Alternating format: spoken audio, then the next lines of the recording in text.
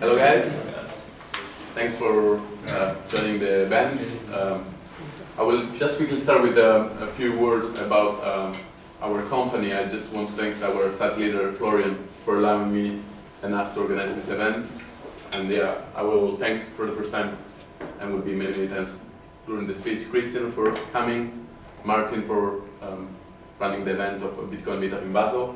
So quick words about us. So this is an Adobe location here in Basel.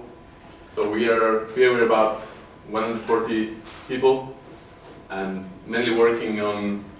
So we're split in this more or less in this trade. So it's pretty a product engineering site. We have few professional service and customer care as well, people and some apprentice and internal. So Photoshop, always you think about PDF and yeah, Photoshop and Flash, but it's not what we do here.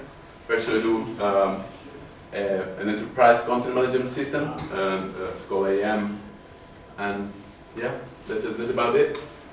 And if you're interested about, if you're in the IT business and you're interested about a career in IT, that's the website where you can find information about our opening.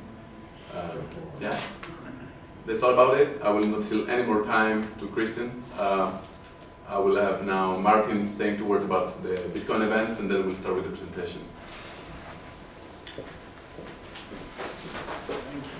Okay, hello everybody. Very happy to see so many faces today. I'm Martin Scherer. I am the initiator of the Basel Bitcoin and cryptocurrency meetup. I don't know, I've seen some of you, but I think most of you I haven't seen so far. I don't work in crypto, it's just become a hobby of mine. I follow the whole space since 2013 around.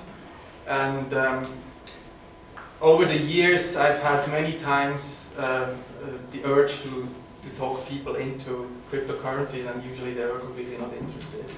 And so last year I was looking around, are there any people in Basel who would be interested, and I also didn't find much, so I just went on meetup.com and set up one, and immediately a lot of people registered, and we so far organized 2 small meetups where about 20 people or so came and talked about cryptocurrencies.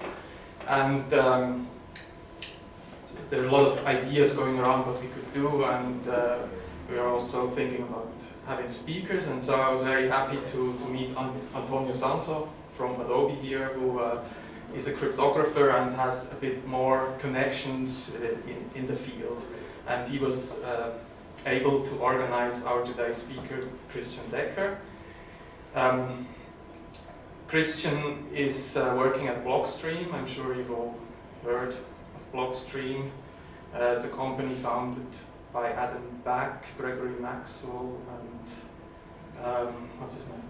Peter Woolley and Macro. Yeah, there are a lot of big names who work there, and they're working on Lightning implementation, the protocol specification. They also just released a release candidate of a sidechain for Bitcoin called Liquid, and you maybe also heard they even have satellites in space relaying Bitcoin blocks. Our speaker is working. Actually, I've checked your LinkedIn and seen you have a PhD in distributed computing. Is that correct? And you've been working at Blockstream since I think June 2016. And I wouldn't even remember that. Yeah. So, and he's just told me he's working actually on the Lightning specification and implementation of the C Lightning client. So, without any further ado, I now welcome our speaker, Christian. Thank you.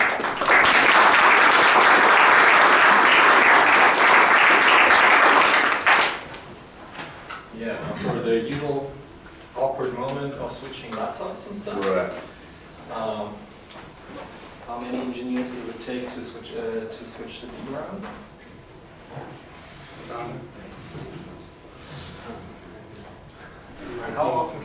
enter my password incorrectly. Don't you trust the other laptop? Of course I don't. So let's... Okay, thanks for the introduction. You said almost everything that I wanted to say. I'm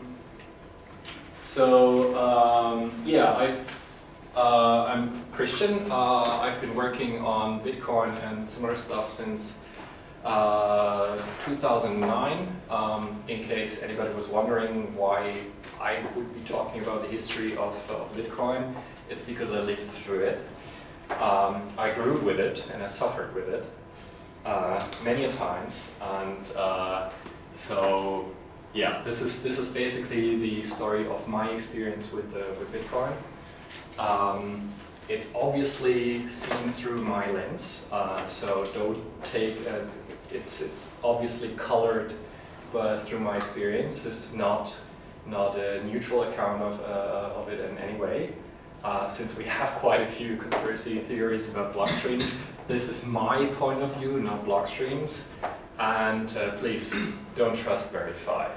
I don't have the English shirt, I only have the German shirt. Okay, so Bitcoin, the history of an experiment, because I still believe it's an experiment.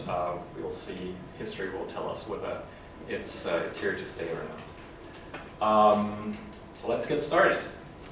2008 to 2009. Obviously, I have selected heavily what I'm going to present. There's no way I'm going to talk about everything that happened in the last 8 years. And just listing every single event would be really uninteresting anyway. So I tried to get a few red lines that sort of connect everything together. So 2008, 2009, 2008 in October, some unknown person called Satoshi Nakamoto published a paper on some obscure cryptography mailing list, and nothing happened. There were a few people that read about this interesting idea and thought, okay, yeah, that's kind of cool, but then quickly forgot about it. Until on the 3rd of January 2009, we have the start of the network itself. So this is a hex dump from the 0th block. This is basically what the entire blockchain starts on. This is the Genesis block, and it's actually the full block. And you might actually see this text in here: the Times 03 January 2009, Chancellor on brink of second bailout for banks. So this is basically the equivalent of a hostage holding up a newspaper to prove that they are still alive at the time when the picture was taken. So why is that important? The importance here is that this actually proves that this block was not found before the 3rd of January 2009. Because to actually include this headline into the block itself, this headline had to exist in the first place. So if you're familiar with altcoins, for example, most of them will have a pre-mine, which creates a few blocks before they actually go live and public. This proves that the coins did not exist before that. So this is the initial point where the entire network starts, and we're now at 520,000 blocks. So we've come a long way from this part. I personally discovered Bitcoin a few weeks after this happened, so I can't really claim to be one of the first ones. But the guy who actually can claim, or could claim, that he was there as the first person ever is a cryptographer called Hal Finney, and he received 10 Bitcoins from Satoshi himself in block 170. So 170, this is, since we create one block every 10 minutes, one day is equivalent to 144 blocks. And so this is slightly after the first day. Not really, because it's day 3 now, but you couldn't get much earlier than that. The important part here is that these bitcoins were actually found by Satoshi himself in block number 9. And we'll come back to this block later on and what its importance is. Hal Finney, sadly, has since deceased. And so we no longer have him in the community, but he was really active in the community while he was there. And some even claim that Hal Finney might have been the infamous Satoshi, something that we'll now never find out anymore. Okay, so the Bitcoin network is live. Everybody is happy trading, and I myself mined a few blocks and was happy to go on the forum and writing, hey, who wants some bitcoins? I send you 50 and you send me back like 10 or so. Bad deals, by the way. But after a while, there's not much you can actually do with this stuff, right? Nobody's accepting it. Nobody takes bitcoins for a drink or anything. So, like many in the community, I personally forgot it. I had it running on some VMware machine somewhere in the background and completely forgot about it for months. Until at some point, I rediscovered it through a blog post saying that this stuff is now worth money. Maybe you should sell some. But more on that later. So, 2008, 2009, not much happened. People got excited, people got over their excitement and forgot about it again. 2010, the infamous pizza day. So in 2010, Laszlo Haniecki pays 10,000 bitcoins for 2 pizzas. And I can actually tell you they were really good. He told me himself. He does not regret having bought those pizzas. Just for comparison, this is about $100 million at today's valuation. But hey, hindsight is 20/20, right? And if the pizzas were good, then why not? The way this transaction was done is actually he's located in Florida, and went onto the Bitcoin Talk forum, which at that point was still hosted on bitcoin.org, and asked whether somebody would be willing to buy pizza for him, and he would reimburse them with Bitcoin. And some guy in England, who happened to be still awake at that time, was like, yeah, I'll send you a pizza. I'll call up Domino's or whatever the company is, and tell them to send over some pizzas. I'll pay with credit card, and you pay me with your 10K bitcoins. I think that guy's pretty happy now. And fun part is that Laszlo would actually redo this whole stunt in 2018 with the Lightning Network, which is a project that I'm working on. So that's really exciting for me. What also happened in 2010 is that we got the first major public outlet reporting on us, Slashdot. Who remembers Slashdot? Who is still using Slashdot? Fewer people. Anyway, there was this thing called the Slashdot effect for a long time in the internet, and that basically meant that you had some tiny little blog, and then somebody picked it up and posted it on Slashdot, and suddenly you had millions of people rushing on your site and basically just crashing your site. Having been on the receiving end of these influx of people 2 or 3 times, it's really painful to keep your service up, and the same happened for bitcoin.org. It was unavailable for several hours when we got Slashdotted.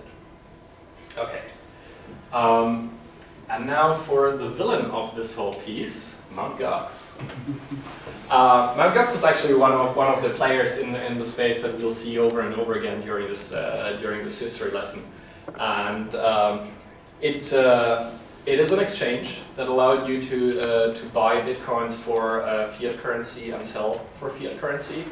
It was created by Jed McCaleb in 2010. Jed McCaleb, who would later go on to fund Ripple and Stellar, and he's now at Stellar, and overall a really nice guy, at least from from the context I had with him. Mt. Gox was one of the first exchanges, if not the first exchange. So this was the first place where you could actually take your bitcoins that you got for free and sell them. And I myself, when I came back from having forgotten about Bitcoin, I read, hey, these bitcoins are now worth 5 cents each. And so I took 100 of them and sold them, made a killing.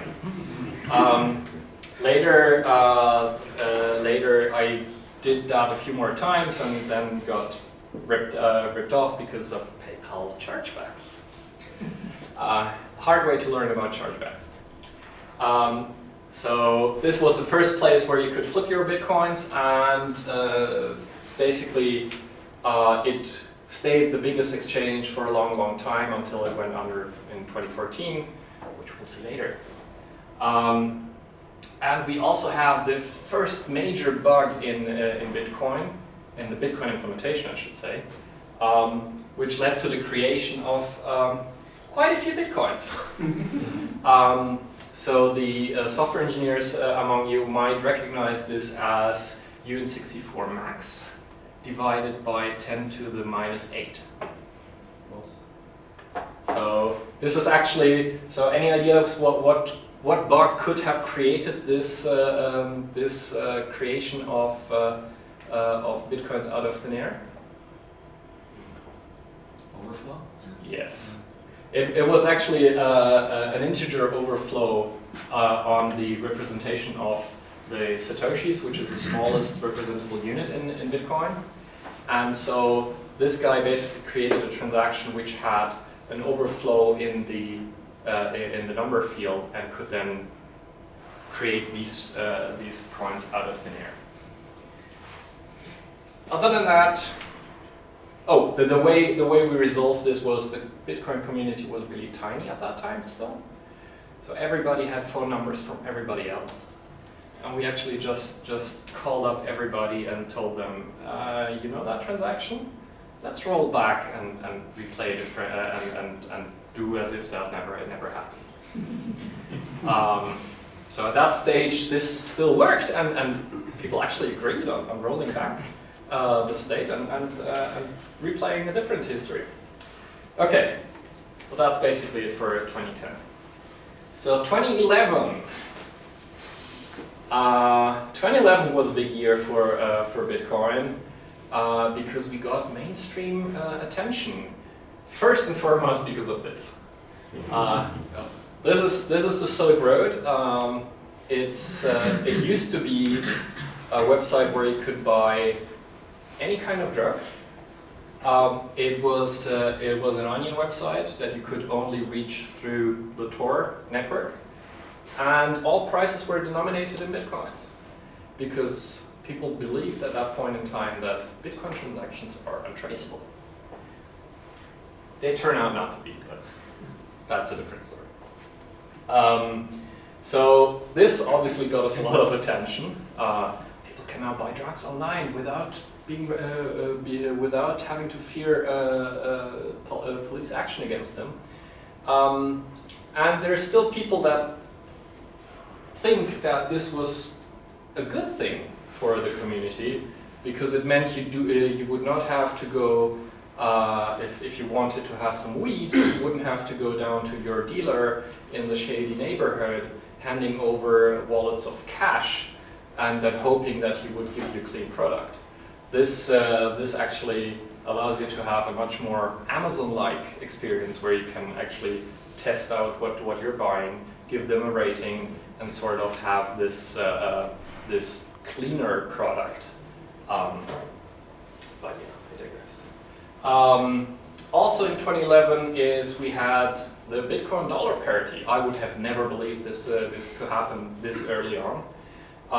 This basically means that from when I first sold at 5 cents, we now had a 20-fold increase to $1 per Bitcoin. And I felt pretty dumb at that point. So whatever you do, don't accept any investment advice from me. And don't even try to do the opposite of what I suggest, because people have tried that and failed as well. Also this year, Mt. Gox got sold to Mark Karpeles, or Tibane Co. Limited, which is a Japanese company that would take care of the demise of Bitcoin, of Mt. Gox. Some people claim that already at this point the company was basically insolvent. There's no way of proving that. But what Mt. Gox was also part of is the first crypto bubble. So in June, July 2011, we actually had this huge increase in price from what was below $1 up to $30 or $35 per Bitcoin, and was immediately followed by crashing. Because, well, people got railed up and thought, this is going to the moon. A war cry that is still active today, by the way. It turns out that, well, hockey sticks might be nice for economists, and if you try to sell a product, it's not how economies work. Okay. Another piece of notoriety is that WikiLeaks started accepting Bitcoin, which triggered Satoshi to give us his very last piece of wisdom, which is basically, the government now has a reason to follow us around and try to kill us off. This is the last time we know that we have received a message from Satoshi himself. After this, he disappeared and would basically not come back. So to this day, we actually don't know who Satoshi is, but more on that later. And Satoshi Dice, which is a gambling site where you could send a small amount of Bitcoin, they would throw some dice and they would send you Bitcoins back, went online. It was hugely popular because still at that point nobody had any use for these Bitcoins because you still couldn't buy pizza. Well, you could, but they tended to be overpriced. So when Satoshi Dice went online, we had this huge increase from like 50 transactions per 10 minutes up to, well, what's that, like 250? So that's a 5-fold increase in transactions on the network, and people started being scared because this does not scale. This basically is a system where everybody sees every single transaction in the network, everybody verifies it independently, has to store the entire history forever. So if I gamble like 10 cents on Satoshi Dice and do that hundreds of times over and over again, then everybody will have to store that forever. How does that work out? So we also had quite a few troubling news in that space. We had loads of exchanges that just blew up. So I just have a few. TradeHill shuts down. TradeHill used to be one of the bigger exchanges, besides Mt. Gox. The hosting company Linode gets hacked, and some robber makes off with 46,000 Bitcoins. That's $500 million at today's valuation. Bitcoinica gets hacked for 18,000 Bitcoins, and Bitfloor gets hacked for 24,000 Bitcoins. And we also get some Ponzi schemes, because what good is a new currency if you can't do Ponzi schemes on it? And well, some of the bad news hit a bit close to home. This is an article about me losing 9,000 Bitcoins. I won't tell you how much that is in today's valuation. But it got me on the front page of the New York Times, which is always nice. So yeah, the story behind this is basically that I was doing at that point I had started my PhD and I was doing measurements in the Bitcoin network, putting my IP address very high on the list of block origins. So somebody picked that up and thought to himself, okay, why is ETH very big in the mining game now? Turns out that I was just relaying blocks, but they didn't figure that.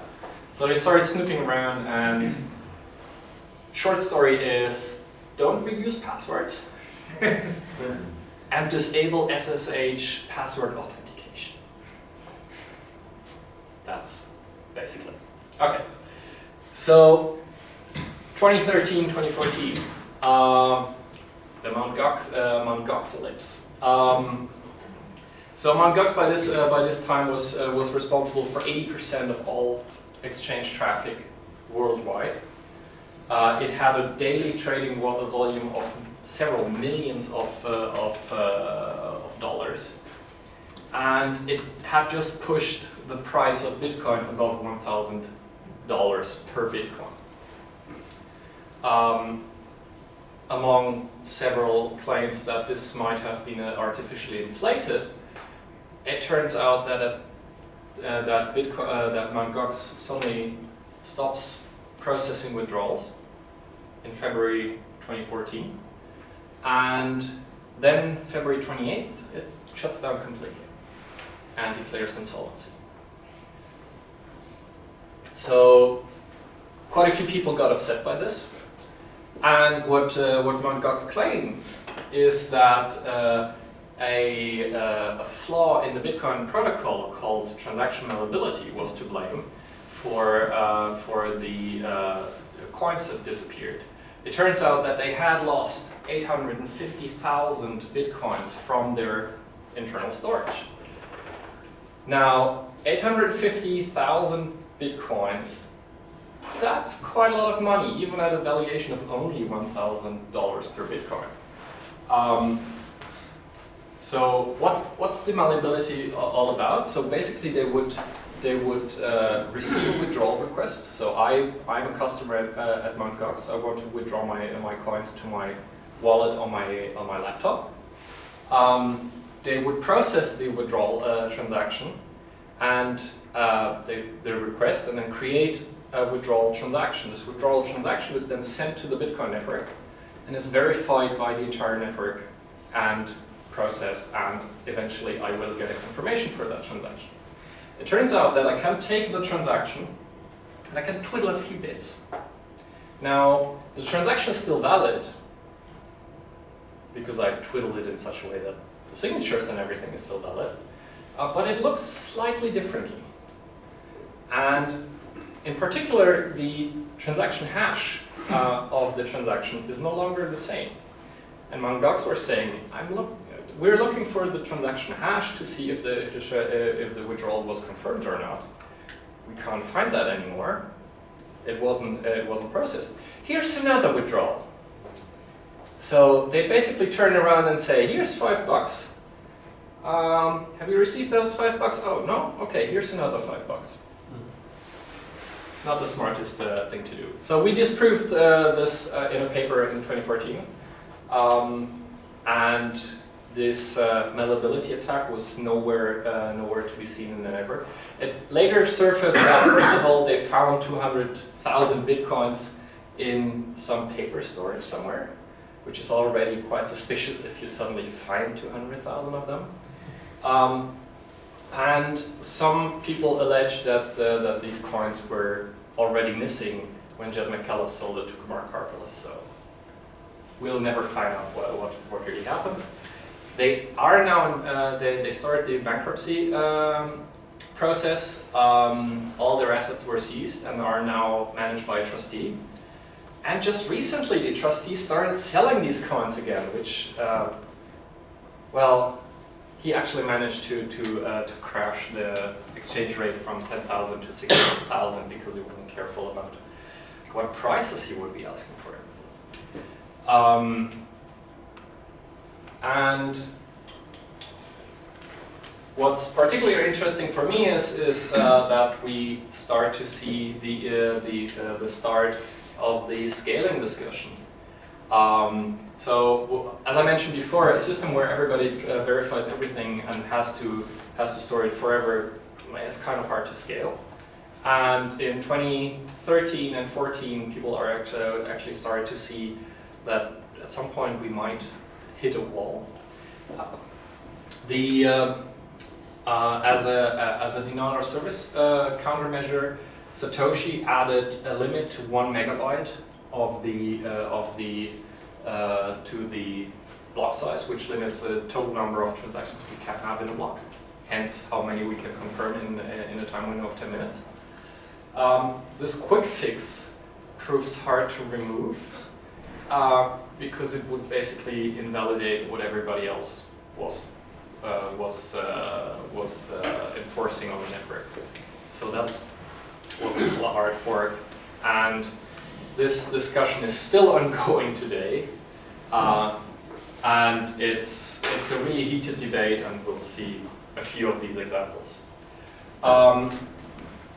The other issue we encountered is that we had a chain fork in 2013. Now, nowadays, everybody's talking about fork because that's the new way of making money. Everybody creates their own currency by forking off an existing currency.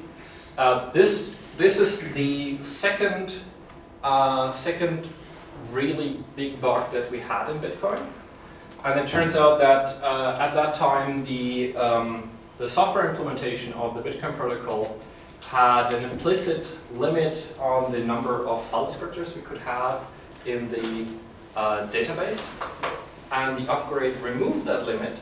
So the upgraded nodes would create blocks that could not be verified by the old version.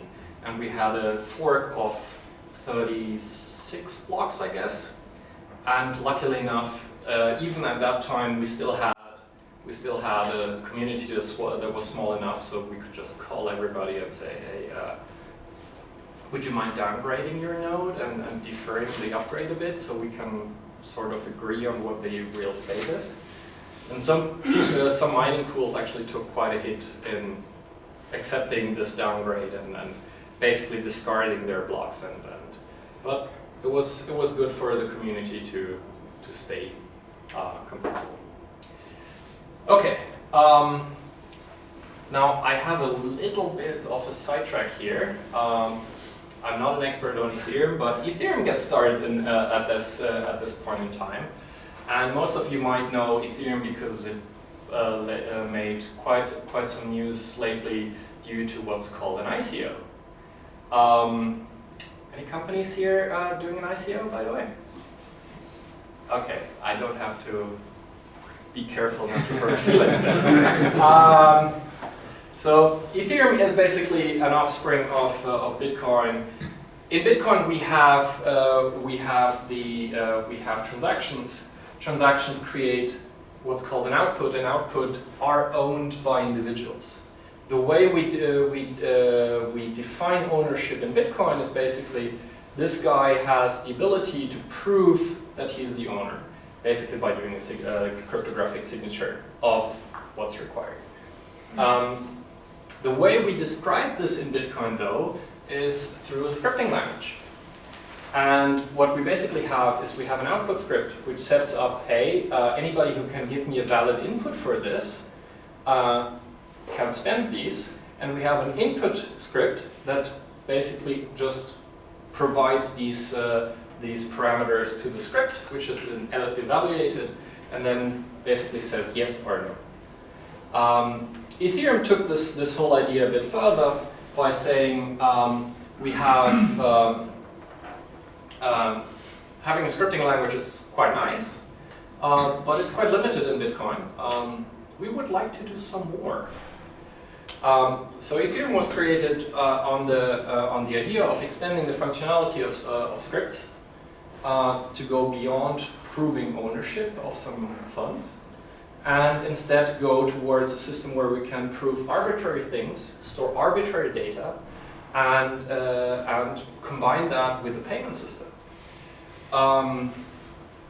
Now, for a long time, this the whole Ethereum idea was basically just a kitchen sink for every crazy idea out there. And honestly, I didn't follow it too closely because, well, it can do this and it can do that, and nobody had seen a code. By 2014, 15, I think 2015 is the first release. 2015, the first instance of Ethereum was released, and it really actually did stuff. But then the old problem comes around, so we have this new technology, what do we do with it? It turns out that, yeah, people had all of these newfangled ideas on what to do with it, but the killer app is missing, right? Bitcoin, the application is quite specific. You have funds, you can move them back and forth, and that's your application. Ethereum is a system where you can compute anything. So what should we do with it? And Ethereum itself was launched using a crowd sale. A crowd sale basically is just, here's some Ethereum tokens. We promise you to give you Ethereum tokens if you send Bitcoins to this address. Does that sound familiar? So my claim is that Ethereum is actually the first ICO. Ethereum was an ICO built on top of Bitcoin. So for those who don't know what an ICO is, ICO stands for Initial Coin Offering, and it's a really trendy way of robbing people of their money. Not really. It's a way to accumulate funds for a development. Now, if that sounds familiar, that's basically the concept of a stock or a company share. I give you money for a share in your company, and you will develop whatever you have. And by you being successful, my ownership gets more valuable, and I can then sell it again if I need money, right? Now the issue is that, well, stock and security are heavily regulated. So people started to come up with really harebrained schemes around, no, this is an app token. It's not a currency, it's not a share in the company. You use it once the application goes live to do stuff in the application. But if it's just to buy something in the application, why don't I use Ether? So why do I need the specific token? By now, people are actually starting to issue ICOs as securities with all the regulation that comes with it. So that's actually not a bad idea, but you actually need to make sure that you're compliant with regulation and not come up with a harebrained scheme why this is not a security. If you're wondering how hard it is to create an ICO, this is like 50% of an ICO right there. It's called the FUX token, and yeah, it's literally 0 fucks given. And it's trivial. If you want to create an ICO, you spend more time on the white paper than on anything else. Oh, and a flashy website is also helpful. So people tend to disagree on what the utility of an ICO is. Some people say it's basically VC investment for everybody, and others say it's basically grabbing money from investors that are uninformed and basically sidestepping all existing regulation. I'll let you choose which one it is. And yeah, it's not that hard. You can literally do an ICO in 20 minutes, plus paper writing time. But most ICO papers are like 60% on how the ICO issuance is anyway, so. And on a more fun note is we have, in 2014, we got a glimpse on who Satoshi might have been. So all the while this search for Satoshi is still ongoing, people tend to be really wanted to know who this guy is. I mean, it's a great creation myth to have this anonymous guy out there. As long as you're a small anarchist and libertarian community, but now there's some serious money involved in this. We're now talking about billions of dollars in the system, and having somebody who has several million bitcoins and don't know who that is, and he might actually sell all at once and crash the market. That's kind of scary. So Newsweek got around, and we're like, one of the reporters was saying, okay, there's a Satoshi Nakamoto guy. I wonder who that is. Let's look through the phone book and see if there is a Satoshi Nakamoto. And it turns out there's this poor guy who happened to have the same name, Satoshi Dorian Nakamoto, and he was basically pointed out by the Newsweek article as, yeah, that's the guy. He's a multi-billionaire, and he got followed around for several weeks by reporters and had several statements. I'm not that guy. I couldn't be him, and so on and so forth. Until, well, the methodology of looking into a phone book to find the anonymous inventor of Bitcoin that went through great length to actually be anonymous. I mean, yeah, not really plausible. Another guy that isn't really plausible is this guy. Anybody know his name? Yeah? Craig Wright, exactly. So in 2015, Gizmodo and Wired hinted that Craig Wright, this Australian academic, I guess, might be Satoshi.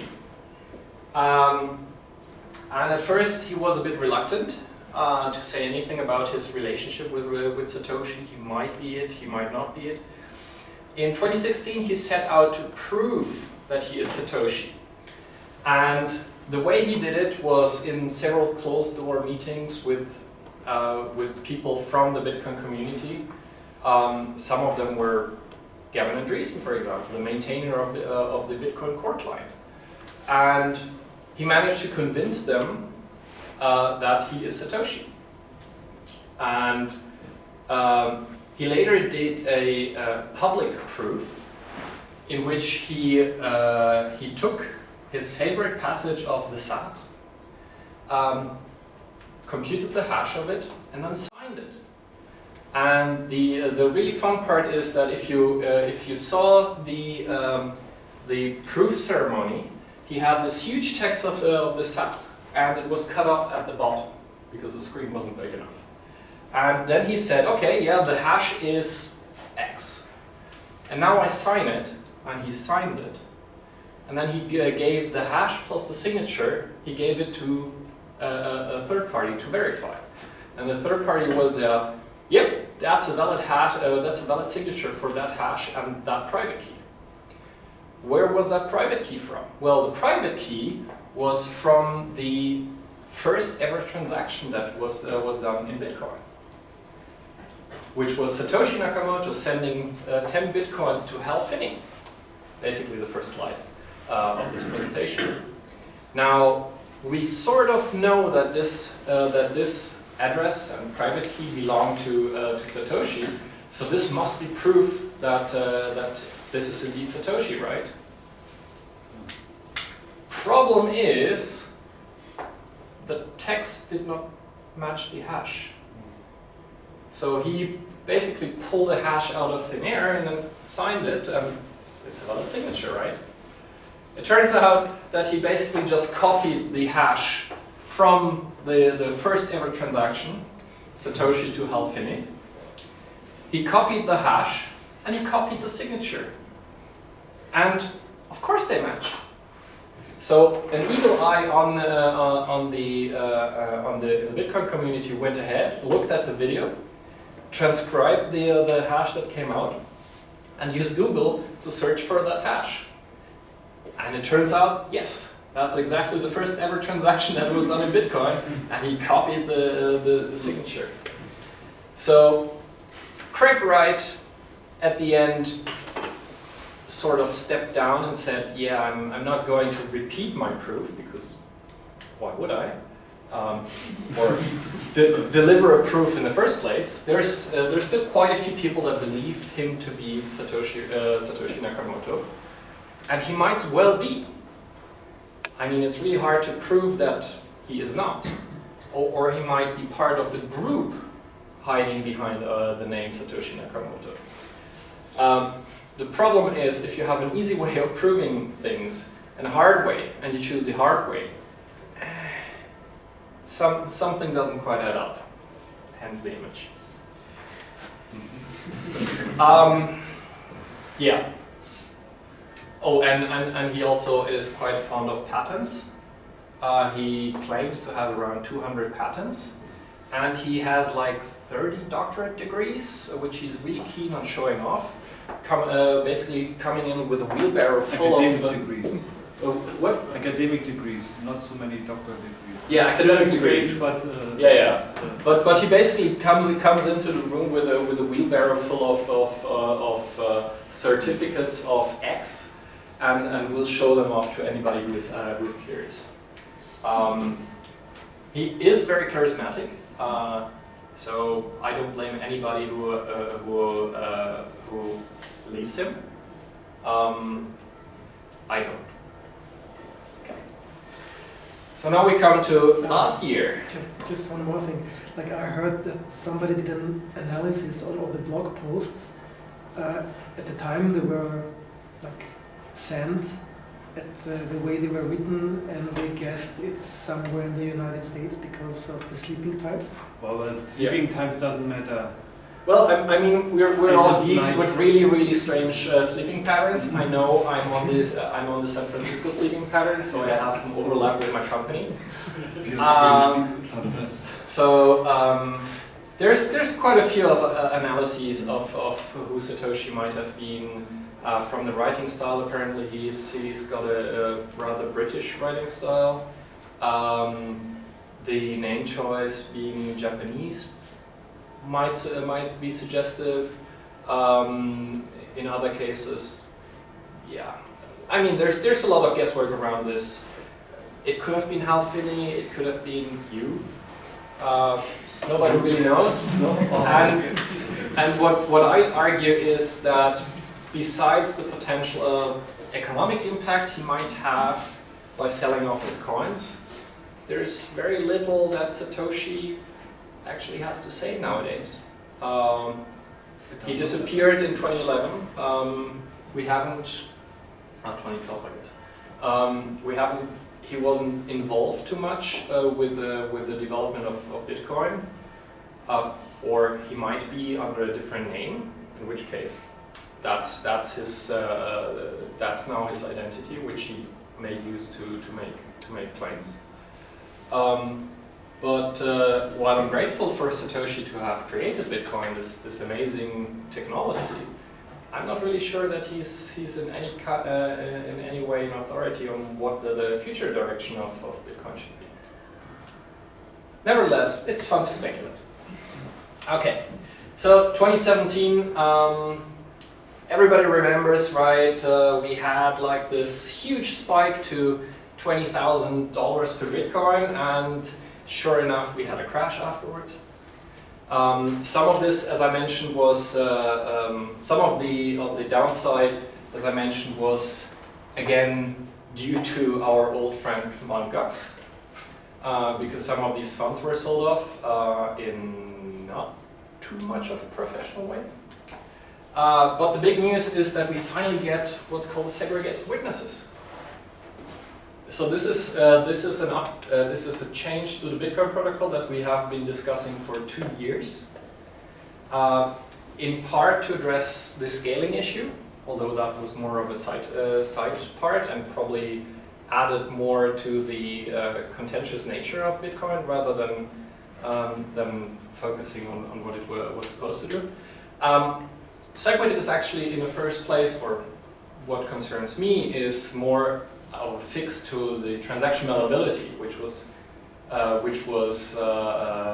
claimed as the way that the Mt. Gox funds were stolen. And it also prevented us to build some additional technologies on top of Bitcoin. Namely, we couldn't have chains of transactions that were not confirmed. Now with SegWit, we can basically create these chains of transactions that are not confirmed in an offline fashion, and then publish them to the Bitcoin blockchain and be sure that they are actually, they don't get severed from their previous transaction. Yep. Random question. So who came up with this logo? I always wonder because it looks so corporate-y and I have no idea. Not like Bitcoin at all, but it's out there. So I always wonder like, what's the history of this logo? That's a good question. I have no idea. So the proposal itself was created by Peter Vullier, one of our co-founders, or SIPA as he is known online. And the name is actually quite horrible, but cryptographically correct. So he's a cryptographer by nature, and he wants to have the correct nomenclature for stuff. But people get very confused about what segregated witnesses is if they're not cryptographers themselves. Yeah. So, but I don't know about the logo. That's a good question. Like a graphic designer probably actually sat down and did this versus Pretty sure, yeah, but like in Ethereum, this is what I would expect, but for Bitcoin, I'd be like, yeah. I'm pretty sure Blockstream didn't pay for that. Because we usually have much crappier logos. Yeah.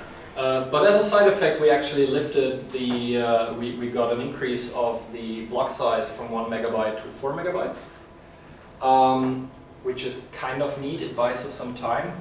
And it's done by creating a discount for parts of the data.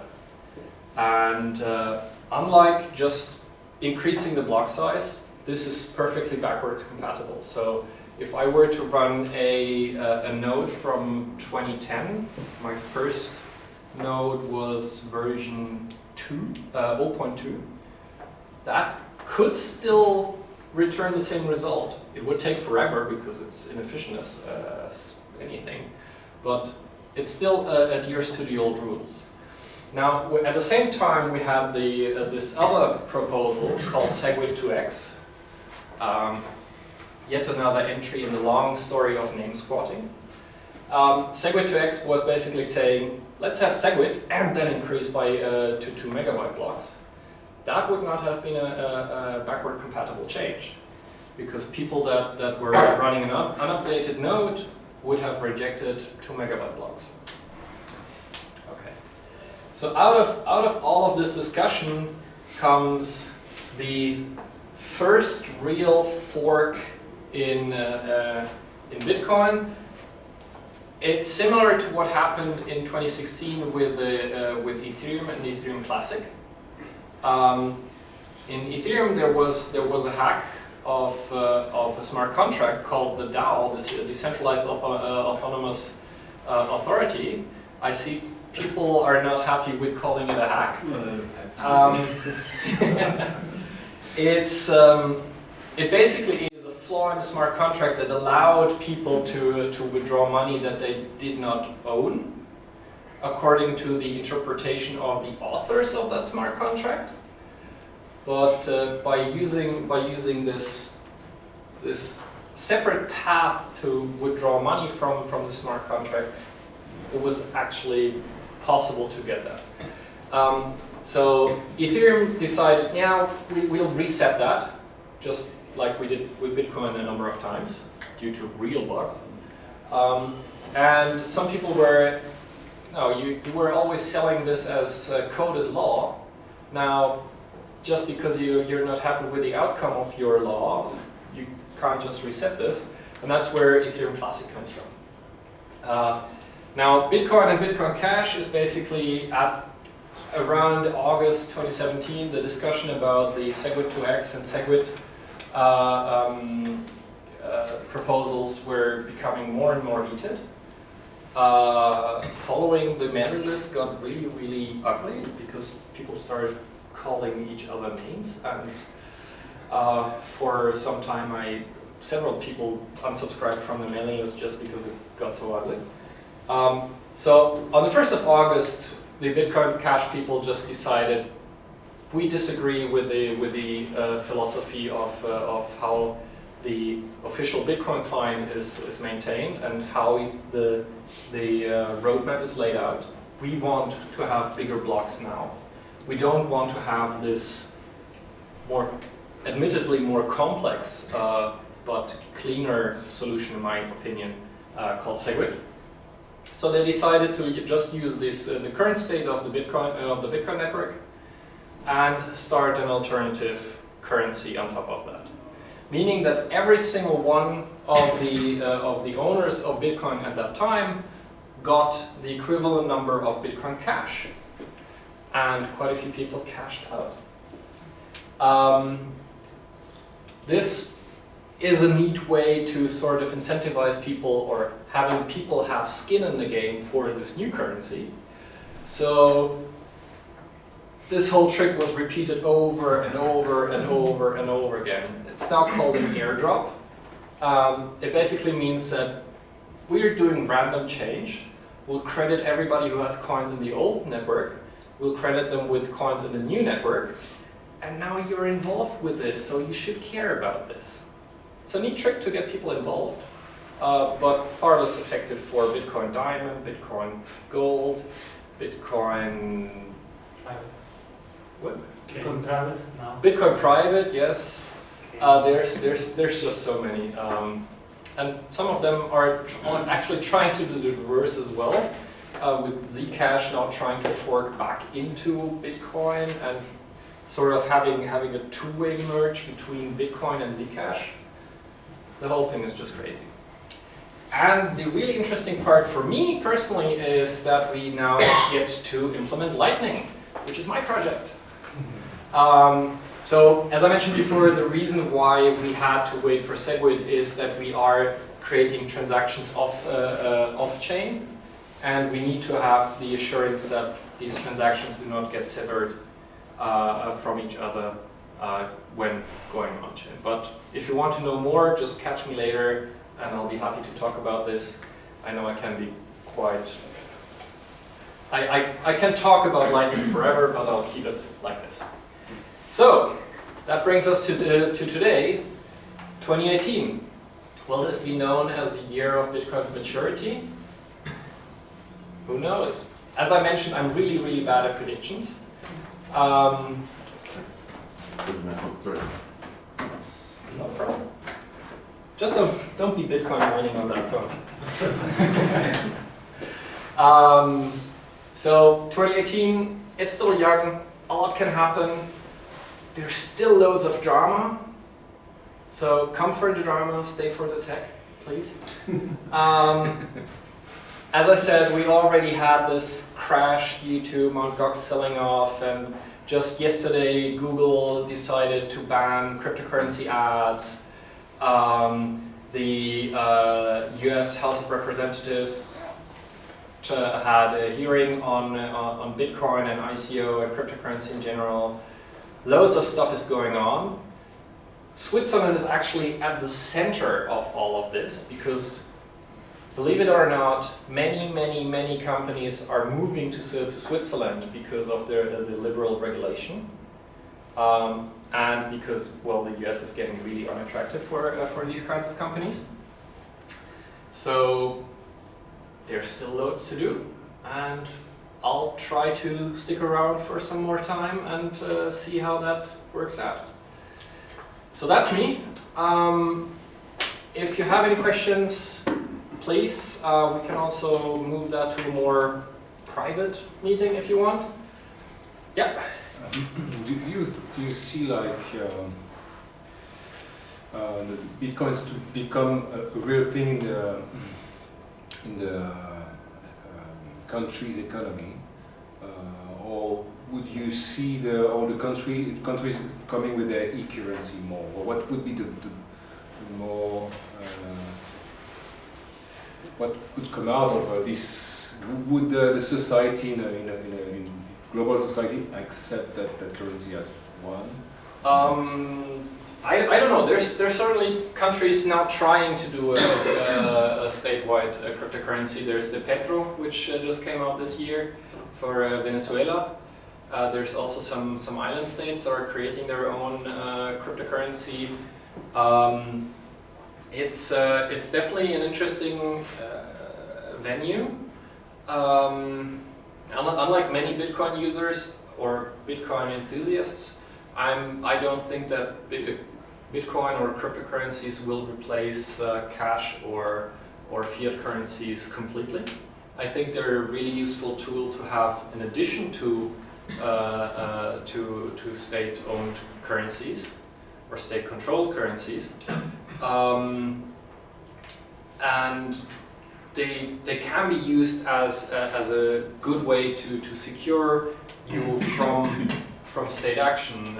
We've seen a huge bump, the $30 bump in 2012 was mainly was initiated by the sequestration of Cyprian funds by banks.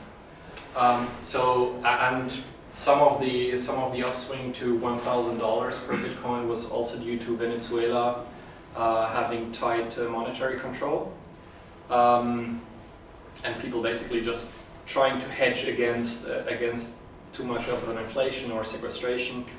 But I don't think that it will be the sole tool that we have in the future. In the end, we will probably have a combination of fiat currencies, of state-controlled cryptocurrencies, and of global cryptocurrencies that are not controlled by single entities. So you still think that they could all live together? That the state would accept something that is out loud? Well, I mean, controlled by themselves. I mean, whether they'll accept it, that's a hard thing to say. What we can do is make it hard for them to squash it.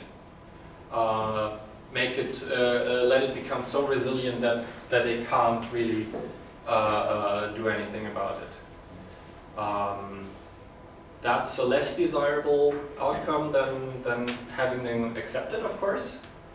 And there might be countries that are trying to do that. I mean, some of the uncertainty of last year came from the People's Bank of China banning and unbanning, and yeah, they're banning it again, and of Bitcoin. So it definitely has an impact on the valuation that people put on a cryptocurrency. But I don't think that they will actually be able to squash it completely. It's just too useful of a tool. Yeah. Maybe kind of follow up in terms of privacy.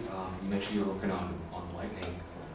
So I think I haven't followed it on too much in detail, but Ian Myers talks about how the hash of R in a channel can be used. So it's a link the entire all the hops together. Also, like the network topology can be centralized, or maybe I think the correct is where you randomly connect nodes to use that. But I don't know. Like, can you help me understand the trade-offs of privacy and Lightning and what your thoughts are? Yeah. So, I mean the issue is that we currently still use the same hash over the entire trace. We do have a few proposals that allow us to decorrelate the individual hops in a cryptographic way. Why is there that deadlock problem? So if there are some proposals where you don't use the same hash, is that correct? The hash R? Currently, the spec talks about the payment hash. Yeah, it's R hash in one implementation and payment hash in the other. Okay. That doesn't have anything to do with the deadlock problem. The deadlock problem is a different one. Okay. So we can actually tweak the hash once we get Schnorr to be different for each individual hop. So that way we can decorrelate payments, and even if you receive if you're present twice in the path from center to destination, then you won't be able to find out much else than, okay, this came from left and I'm forwarding to right. Oh, there's another payment coming from left and I'm forwarding to right. You can't actually say what it is, right? So compared to Bitcoin, the privacy of Lightning is, it's just a completely different trade-off. So Bitcoin, you write a transaction for all eternity into the blockchain. It's there, it's data mineable, you can cluster addresses, you can create profiles of users, and if at some point you get de-anonymized, then your entire transaction history is public. In Lightning, we don't store these intermediate states. So what gets reflected on the blockchain itself is an aggregate of individual payments. So that already reduces the exposure of your private data to observers. Then to actually observe anything, you need to be part of the path that the payment takes. So if like two nodes are colluding, they can kind of correlate state changes, which might be of the same amount. Yes, so that's definitely a possibility. They could say, okay, I saw payment A and I saw payment A. Oh, probably we're on the same path. But I still can't say anything about who the origin or who the intended destination is, if they are not the origin or the intended destination. Now there is a bit of an issue that, unlike the Tor network, where we can choose freely the hops of our path, in Lightning we are constrained to the topology of the payment channels.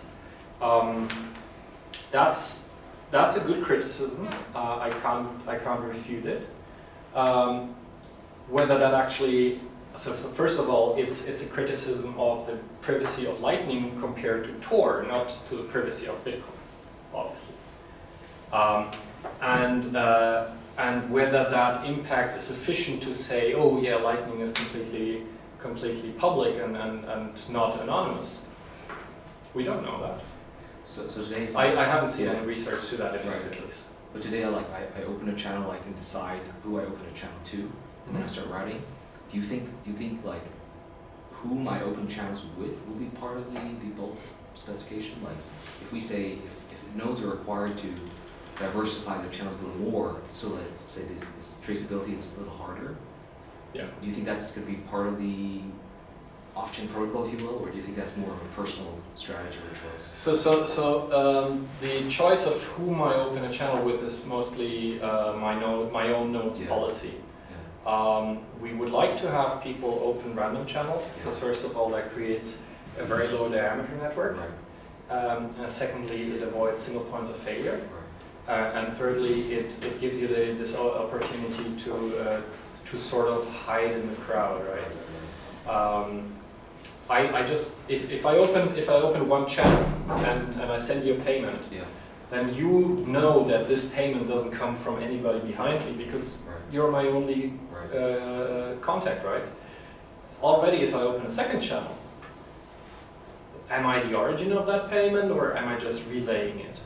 And the more homogeneous we make the network, the harder it actually becomes to infer anything from observing a payment in the network itself. And I guess because the capacity of all the channels have to be public, so I can route. Yes. So inherently, that's also a certain exposure, right?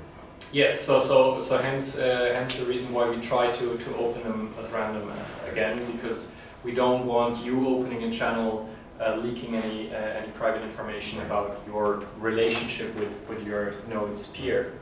Already by saying, hey, I'm opening random nodes, you have sort of reduced the information I can gather from me having this connection, right? So if I download, let's say, seed Lightning per default in the default config, it may make my node randomly connect. Like that could be like a solution, right? It's not implemented yet, but we definitely want to have that. Yes. And LNB, the implementation by Lightning Labs, actually has an autopilot mode. Oh, does it? Wow. So that will open random connections and try to position itself in the network in such a way that it reduces single points of failure and gives you a good a good connectivity to the rest of the network. Thanks a lot. Sure. More questions? Yes, I see one in the back. Yeah, I think I'm pretty convinced that blockchain and smart contracts will become kind of standard part of the standard software arsenal in some time. Do you see that happening, and how do you think like Amazon will provide smart contract service, or should people piggyback on the Ethereum, or how do you see that happening?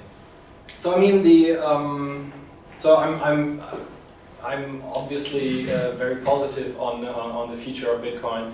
The reason why I showed most of the drama was because, well, it's fun. There's lots of good stuff to be talked about as well. I think there's different trade-offs. There's places where blockchain is a really useful tool. And I think there's places where the word blockchain gets thrown around quite easily. Yeah. So coming from a distributed computing background, I was really frustrated when people started talking about blockchains, about permissioned ledgers, when all they were really talking about was basically classical old consensus that we had like 30 years ago.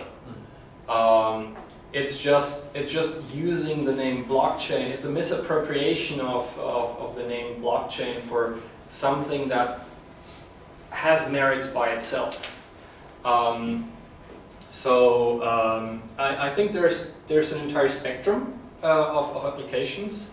Some of them are sensible for blockchains as we know them from Bitcoin. Namely, in a setting where we don't know who the participants are, where we want to get to where we want to agree on some state, and we want to remove single points of failure where a single entity, be it Amazon or a developer or Vitalik for that matter, has control over what the future development of this is. That being said, I mean, there's a huge upside for classical consensus, for example, in federations of banks, for example. In that case, you actually you know who the participants are in the network. You can use one of these classical consensus algorithms to agree on a state, not to remove intermediaries, to create a more efficient federation by having this direct connection. And so even if Bitcoin were to die tomorrow, having had an impact on all of these businesses that were challenged by Bitcoin is already a huge credit to Bitcoin itself, in my opinion. Now, I wouldn't want Bitcoin to disappear because I get part of my salary in Bitcoins.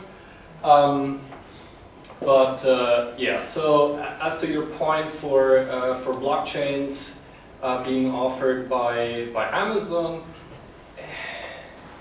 I mean, all of these hosted blockchain solutions that we hear being thrown around, you're still trusting a single data center with your data, right? So there are definitely applications for consensus, even if you're running in a single data center. But the setting is a different one, right? I mean, if you want to use Raft or Paxos to ensure liveness of your cluster management, that's a great application. But I wouldn't call it blockchain. Right. Thank you. Sure. Yeah.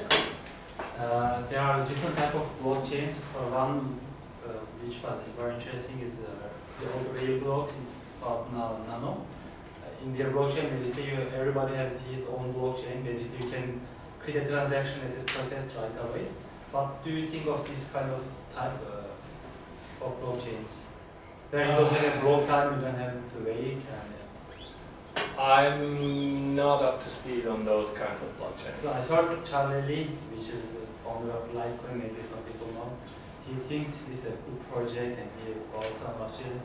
So I was wondering if there could be any better blockchain architecture in the future, because oh yeah, I mean that it's definitely it's it's definitely something that everybody's working on, right? We want to have more performant blockchains. We want to have or more performant consensus algorithms in general, and everybody's trying to improve on that. It tends to become really hard to compare them as to what their trade-offs are and even what their security is. But I don't know enough about that particular one. The last question, what do you think of proof of work and proof of stake? So I'm still doing a lot of academic reviews, and proof of stake pops up in every single one conference. And it pretty quickly devolves into a whack-a-mole game, where you basically, yeah, we have solved this part of the problem, but we have now created these 5 more problems, so now we're adding this complexity on top of that. So these papers usually go on until you're so confused that you don't know which problem they are actually tackling anymore. I haven't seen a good proof of stake system yet. I'm not saying there isn't one, but it's not as trivial as people think. Not even Cardano? I haven't looked at that. What are the issues with proof of stake? What are the issues? So the main issues are that if you base the verifier selection on a constant state, you can basically replay the entire history until you have a majority of choices that you made, and then just revert the state and then just play forward your own state. There is no penalty in going back and replaying it. And this, the way that most people solve this is by introducing random selection. But random in a distributed setting is really hard to implement. And so there is always the remaining issue of me being able to flip, to influence some of the bits that go into the randomness, and therefore manipulating the chances of me becoming being selected as the next leader again. And then we start the whole avalanche of, oh, we fixed that by this, and oh, we fixed that by this, and then we have this problem. It just becomes really messy. I should probably read the Cardano paper, or yeah. But isn't there also like fundamentally the unbonding problem? So if somebody has like the 51% or I don't know 34% depending on the algorithm, like I can't give these people away. I can't add like hashing power to the pool to dilute their share. Like there's no way to unless you inflate their majority away, right? So that's the classical issue of sort of having this them being stuck in this scenario. And the usual hand-wavy argument that you get is that, hey, these guys are heavily invested into the coin, so they better not try to kill it off. Then again, I can just pretend to be multiple persons and then not make it clear that this is controlled by one entity.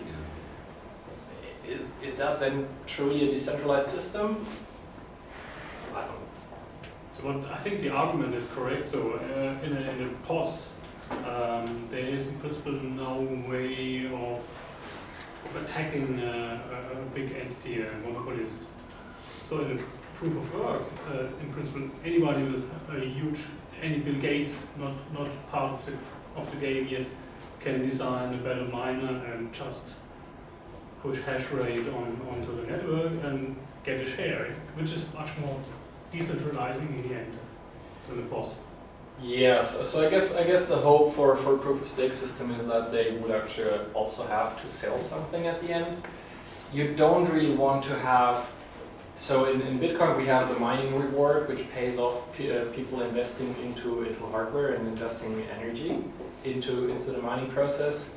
In proof of stake, you definitely do not want to pay a reward to the guy that has just won. Otherwise, you're in this circular argument. Hey, I won! I got some more coins. I can win more with these coins. And then suddenly you devolve quite quickly. It has a self-enforcing aspect. So most of these proof of stake papers don't even address the issue of the initial introduction of coins into the network. They sort of, yep, we have this distribution, it's all good, now how do we go forward? But they don't address the issue of, wait, how did we get here? So maybe a Bitcoin fork that airdrops coins into everybody's lap is the way to initialize such a system? I don't know. I think there was one question there, yes. Yeah, I was wondering, I think we surpassed around about 1,000 Lightning nodes a couple of days ago on mainnet. Yep. And I suppose those are mostly like enthusiasts and just people who play around with it. Reckless. Yeah. Yeah, it's hashtag reckless. I was kind of wondering, what do you suspect, what do you think, when will merchants or just in general, maybe companies come on board and play as well around or offer to buy at the end stuff on the Lightning, not only on Blockstream website? So we offer, so obviously we have our great sticker shop where you can buy these wonderful T-shirts and there are actually quite a few companies that are already on the Lightning network. There is, for example, TorGuard, which gives you VPN services. There's Bitrefill, which allows you to recharge your prepaid